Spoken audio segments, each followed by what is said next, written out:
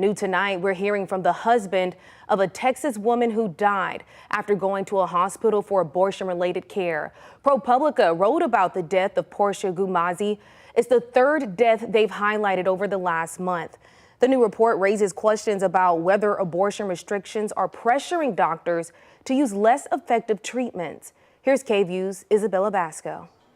A best friend who dreamed of becoming a mother. That's how Hope Ngumezi remembers his 35-year-old wife, Porsha. I married my beautiful queen, but she was also going to be the mother of my kids.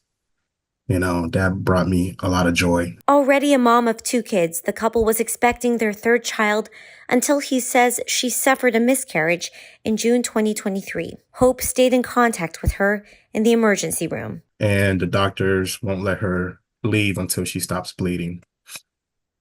So, of course, they did say she'll need a blood transfusion because she lost a lot of blood. Hope says he called his mother, who has a medical degree, and told him Porsha needed a D&C, which is a procedure for first trimester miscarriages and abortions.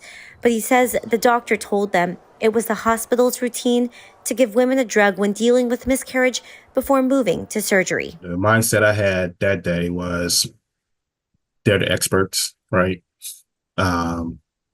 I know they have seen miscarriages many a time, so they are well equipped to know what to do. Hope says she died hours later. It could have been prevented.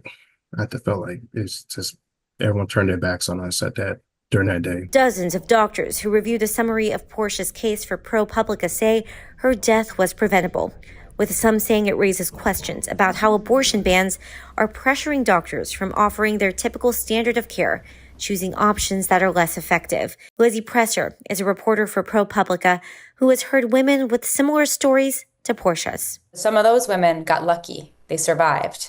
But as you see in the piece, it's a gamble. You don't know who's going to survive and who's not. KVUE News also reached out to Texas Alliance for Life, who sent us a statement which says in part, Porsha's heartbreaking and tragic death was preventable and not a result of Texas abortion laws that Hope says he has frustration and anger over, but it doesn't overpower the loss. Kids were young. At that time, they were 3 and 5. That he and his kids will now have to live with. They just barely started life. And now they got to go through life without their mom. Reporting in Austin, Isabella Basco for KVUE News. Tragic. Earlier this year, the Texas Medical Board issued guidance to clarify the abortion law in Texas, saying doctors can make a judgment call to save a woman's life. But some doctors say the language is just still too vague.